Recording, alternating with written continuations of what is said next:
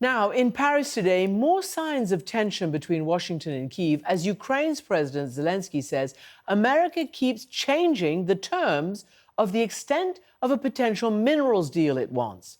It's symptomatic of a wider trend as allies and adversaries alike face a mercurial US administration. Beijing has accused the United States of violating World Trade Organization rules after Trump just announced 25% tariffs on all cars and auto parts imported from anywhere in the world. In Beijing, the foreign ministry spokesman said there are no winners in a trade war or a tariff war, and he called this action unhelpful. Jessica Chen Weiss is professor of China Studies at Johns Hopkins University, and she spoke with Hari Srinivasan on how China is trying to manage an unpredictable second Trump administration. Christian, thanks. Professor Jessica Chen Weiss, thanks so much for joining us. Just recently, we had the Chinese Development Forum, where China gets to invite foreign companies from all over the world and say, we're open for business. And I wonder, in light of what's been happening with the Trump administration in the past month or two, is it open for business as usual? Or what are the kind of changes that the Chinese are trying to lure the world with?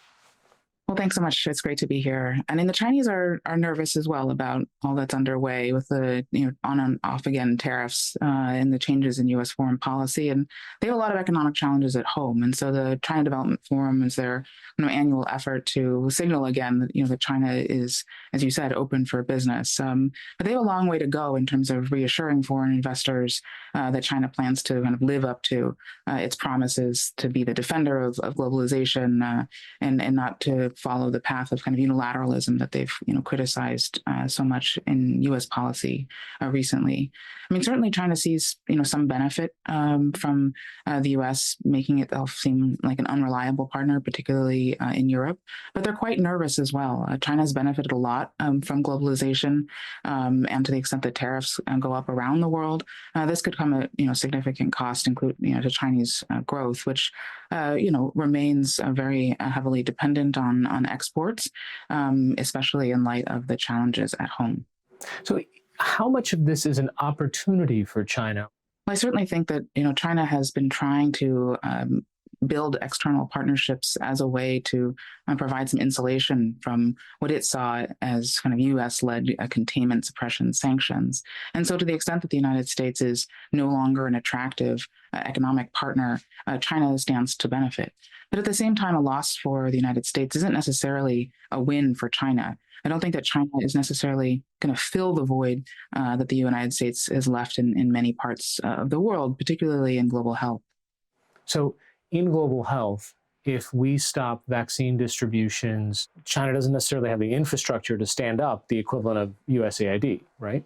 Exactly, but China's, I think, not capable and not particularly interested in making those kinds of investments, which is, I think, a loss for the world. And Americans too, because I think the early detection and containment of infectious diseases, like Ebola, has benefited many Americans. And I think the greater risk here is not that some China steps up and fills the void, but instead, kind of the disintegration of many of the international efforts that had once, I think, kept many of these diseases at bay.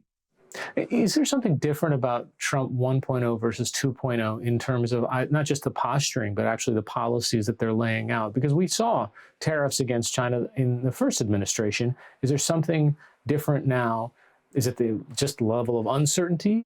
I think there's a big difference already out of the gate between the two Trump administrations. I think that everybody expected that these tariffs would be used as leverage against China, potentially to extract better terms, maybe get them to live up to their end of the first trade deal. But instead, we're seeing much more priority actually on U.S. allies and partners, some of our closest ones in Canada, Mexico. We're also seeing new rhetoric about the desire, to take Greenland one way or the other, calling into question really, I think, some of the most fundamental principles of, norms against territorial aggression and expansion that have really been, I think, important to holding, even authoritarian powers like China and Russia in check. So that's a really big departure, and I think that many American allies, especially in Europe and in Canada, are now looking to the United States and wondering if their greatest threat is not at all China, but the United States instead. And so, a big part of I think American strength is run through our alliances and partnerships, and those are very much, I think, being called into question. I wonder what the lessons are that China takes as the United States postures much closer towards Russia. In light of Ukraine, a lot of people have been saying, how the United States deals with Ukraine is going to be a signal for China on what it could do with Taiwan. I think China is quite nervous about the rapprochement between the United States and Russia, but I also don't think they think it can go that far. And certainly, I think Xi and Putin have taken pains to reassure one another that their partnership isn't driven by these external factors, and it's remains strong. But I think that China sees both benefits and risks. I think on the one hand, the United States is, I think, undermining many of its key strengths, not only the allies and partners, but also I think the domestic basis of the domestic basis of American kind of science and technology leadership. And so we're witnessing a kind of brain drain that China is benefiting from, Europe is benefiting from, France, others are luring American scientists who see a dead end for their careers here now in the new climate. But they also, I think, in China see risks, that, again, China's in a really difficult domestic position now, and they've been trying over the last couple of years to stabilize their the kind of external environment, not shying away from punching back, but nonetheless not looking, I think, to provoke escalation or conflict. And so I don't see them necessarily crowing that loudly, although they're certainly happy to point out to American allies and partners just how unreliable the United States has been of late, and that China, continues to portray itself as a defender of the status quo in contrast to the United States. I wonder if the work that China has been doing across what we would consider the global South, the partnerships with the Belt and Road Initiative, the investments in, even in, say, India, Pakistan, sort of different regions are paying off now, if that's as good of a hedge as you need. I think they've been pretty effective as a hedge. China has, since the first trade war, really tried to diversify away from the United States toward what we call South-South relationships. And that trade has become increasingly important to China, and I think provides real kind of insurance for for Chinese businesses seeking access to markets as well as raw inputs. And it means that when the United States raises tariffs against China and China retaliates, and as the United States takes on many of its top trading partners, with greater tariffs, and the risk is that the United States actually isolates itself from the world, and that China continues, to court those who are, I think, wary of the element of chaos that the United States is introducing into the global trading system. There are discussions right now about a gold pass that would offer basically citizenship in the United States for about $5 million. And the Trump administration and the Commerce Secretary expect to sell 1 million of these. And they said, well, look at the number of Chinese businessmen or people that could come over with their families. Is that, given where kind of the tensions are right now, is that something that the Chinese billionaires want to have in their side pocket, is just the opportunity to leave China and go to the United States? Or do they see kind of both as unstable or unpredictable? I think that there are a huge number of Chinese that would like to take their investments and assets elsewhere where they feel safer. But I don't know that in the current environment, the United States feels like the safest of havens, which is really a missed opportunity. And if anything, I think, at least in the science and technology domain, we are seeing a reversal where Chinese scientists who once contributed their efforts to innovation here in the United States are being recruited back to China. So this is a real own goal for the United States. And if the gold card or other mechanisms, H-1B, I mean, if they could be strengthened, I think there's a real opportunity here to bring Chinese and others with a lot of talent and assets to invest in the United States. And that's one thing actually that President Trump himself has been open to, even though aspects of his administration documents suggesting a higher degree of scrutiny of Chinese investment. But on television, President Trump said that actually we welcome Chinese money to bring jobs here. So I think that's still a very much an open question as to whether this will go in the direction of being more welcoming or more closed. So what does that do, when you touched on innovation there, if Chinese scientists who are in the United States are either being lured back or for their own reasons, they decide, I can make a pretty good living in China. There are some fantastic technology companies or science companies that want to hire me there. And I mean, this in some ways is like history potentially repeating itself, where, in the early days of the Cold War, a Chinese rocket scientist who helped, in founding that here in the United States, then couldn't, continue to be employed here, went back to China and founded their kind of rocket program, which is, today, one of the world leaders. So, this is a real challenge, both in numbers, but also in terms of the quality of the individuals who are leaving. And really, this has to do with, scientific investment, federal investment in research and development, where China is spending, an order of magnitude more in this area than the United States right now, which is going in the other direction.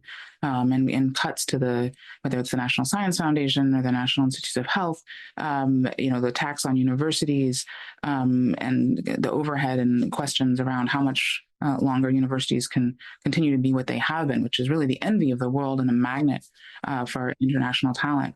This is all, I think, going very much potentially in the wrong direction to the benefit of China or other countries I mentioned in Europe that are already putting together programs to attract the scientists who are fearing for their careers here in the United States. Is China using this opportunity to try to elevate its position on the world stage from kind of just a foreign or military might? So China certainly, I think, wants to play a greater role in leading. But what that leadership looks like, I think, is very much a work in progress. So far, they've been pretty opportunistic and symbolic in the ways that they've hoped to lead, being willing to set the table for diplomatic discussions, but not necessarily playing a driving role in kind of twisting arms to bring warring parties to the table.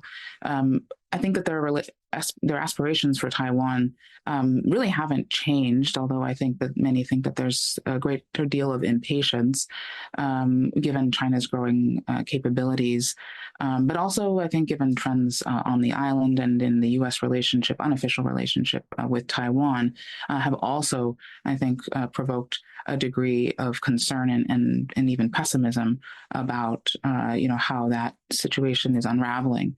And so I don't see, again, kind of a precipitous move here. I think China's actually been kind of, wanting to, again, establish itself as a legitimate and central player on the world stage, not be kind of relegated to the margins. Certainly, the Chinese Communist Party doesn't want democracy to be seen as the inevitable trajectory of countries around the world, right? That's very much threatening to the continuation of their rule.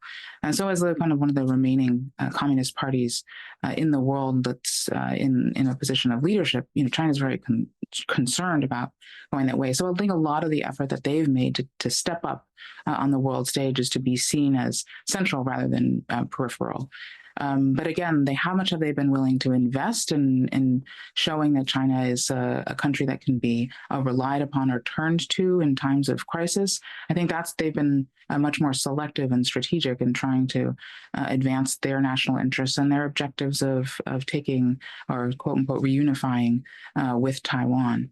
I don't see that being precipitously changed by changes in the United States so long as U.S. policy toward Taiwan and China remains on a more or less even keel.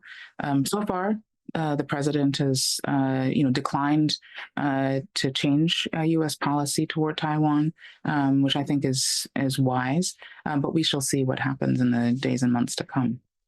One of the stories in the past few weeks has been the United States deciding to cut off, Radio Free Liberty, Radio Free Asia, Radio Free Europe, and so forth, Voice of America, and the sort of other networks. Is that an opportunity for China?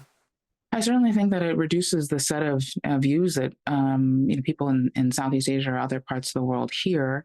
I think that the bigger effect, though, is to reduce the sense that the United States is championing sort of the cause of democracy against China, and the support that USAID and the National Endowment of Democracy had played in supporting groups that often were quite critical of China holding it to account.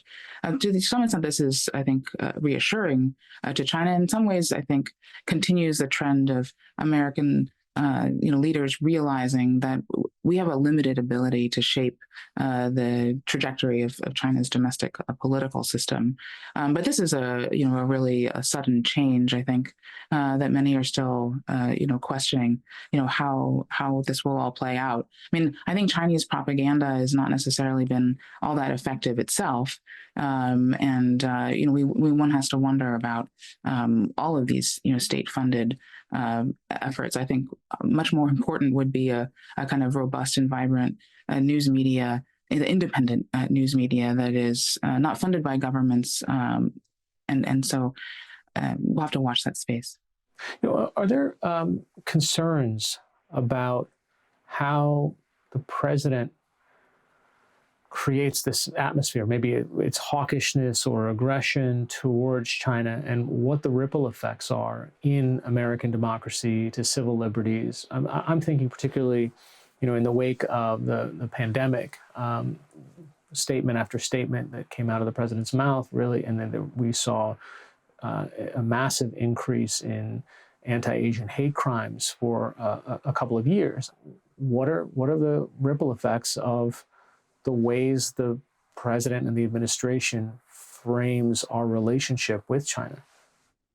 I'm so glad that you raised the question of rhetoric and the attacks on, Asian Americans, because I do think that was a really big sea change after the pandemic, and to some extent, I think we're still living in that world, even though the president himself has actually pivoted in terms of his rhetoric, talking about wanting a constructive and positive relationship with Xi Jinping, saying a fair number of nice things about him. But I think that the tone that earlier period set still remains very much alive on Capitol Hill.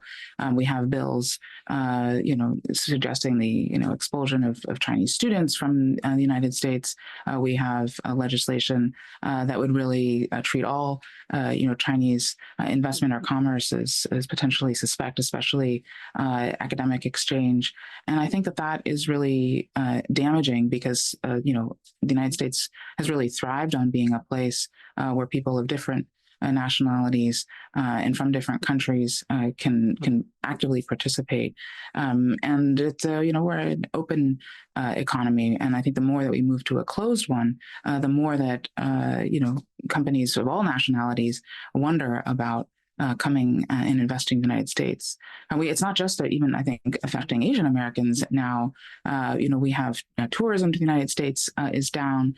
We have people being turned away at the border or harassed that aren't of Asian extraction. And so I think this is all very much calling into question the future of the United States as an open and welcoming society, which has really fueled, I think, our leadership for so many decades.